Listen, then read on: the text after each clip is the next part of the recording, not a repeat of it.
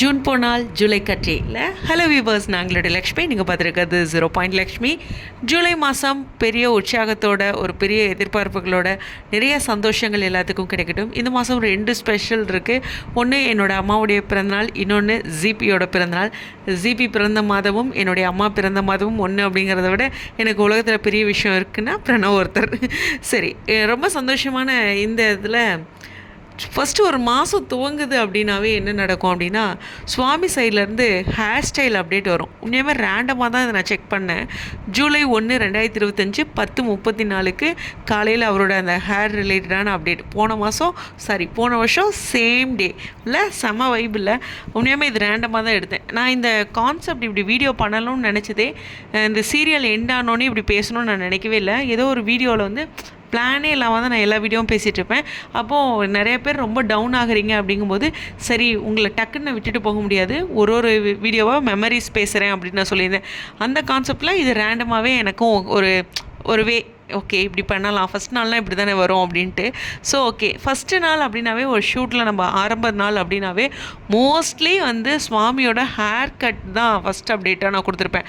வந்துட்டாருங்க சென்னைக்கு அப்படிங்கிற ஒரு விஷயமும், அது வந்து இதன் மூலமாக தான் நான் நிறைய டைம் சொல்லியிருக்கேன், ஹேர் கட் பண்ணியிருக்காருன்ட்டு. இந்த ஹேர் கட்டு இந்த மாதிரியான அவருடைய ஸ்டைல் ரிலேட்டடாக நம்ம எப்போ கவனிப்போம் அப்படின்னா, வெண்ணிலா ட்ராக் வரும்போது ஆள் ஸ்லிம் ஆகிட்டு வந்தார் ஒரு ஃப்ளாஷ்பேக் சீனுக்காக. உண்மையுமே அவர் பயங்கரமாக மெனக்கட்டுருக்காரு என்னோடய வியூ. ஆனால் அது அந்தளவுக்கு திரையில் காட்டி நம்ம பெருசாக பாராட்டினோமாங்கிறது தெரியலை. அதனுடைய எஃபர்ட் வந்து ஒரு வேகமாக முடிச்சிட்டாங்க அந்த ட்ராக்கை, அதாவது குட்டி குட்டியாக ஃப்ளாஷ்பேக்கை காமிச்சு. பட் ஆனால் அதுக்கு உண்மையுமே அவரோட ஹேர் ஸ்டைல்லேருந்து நிறைய எஃபர்ட் எடுத்திருக்காரு. அதை நம்ம குறிப்பிட்டு ஒரு வீடியோவில் சொல்லலாம். ஸோ அந்த மாதிரி ஒரு விஷயம் இருக்கும்போது அந்த ஹேர் ஸ்டைல் அப்படிங்கிறதும், அப்புறம் அந்த 15 நாள் பார்க்காம நம்ம பையில பார்க்குறோம் இல்லையா. ஸோ அப்போ லீனாக இருக்கார். எனக்கு எப்போயுமே என்னோடய வீடியோவில் நான் சொல்லியிருப்பேன், இவர் என்னமோ கொஞ்சம் இந்த தாடியெலாம் ட்ரிம் பண்ணாலேயே என்னமோ, ஹேர் கட் பண்ணாலேயே என்னமோ, எப்போ பார்த்தாலும் எனக்கு இந்த முதல் நாள் பார்க்கும்போது அவரை கொஞ்சம் ஸ்லிம்மாக இருக்கார்ல, லீனாக இருக்கார்ல இப்படின்னு தான் நான் வீடியோவில் சொல்லியிருப்பேன். அது அவர் மேலே இருக்க அவ்வளோ ஒரு அன்பு. சரி, எல்பிக்கு ஒரு அப்டேட்டும் இல்லைன்னா அந்த பொண்ணு ஒரு அப்டேட்டுமே கொடுக்காதுங்க 1ஆம் தேதி.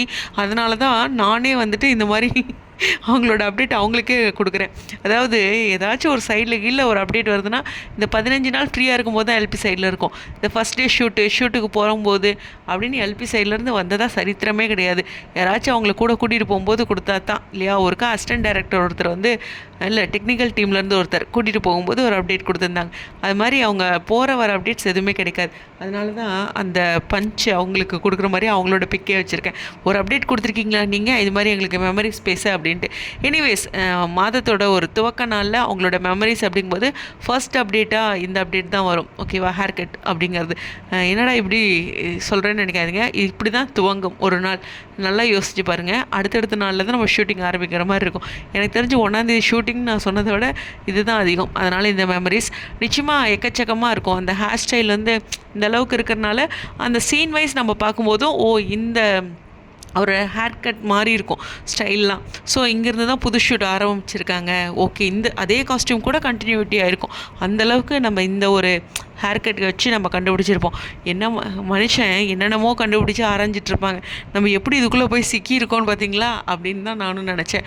சரி, ஜூலை 1 உங்கள் எல்லாத்துக்குமே ஒரு புதிய மாதமாக இருக்கட்டும். விகா ஃபேன்ஸ்க்கு ஒரு நல்ல துவக்கமாக இருக்கட்டும்.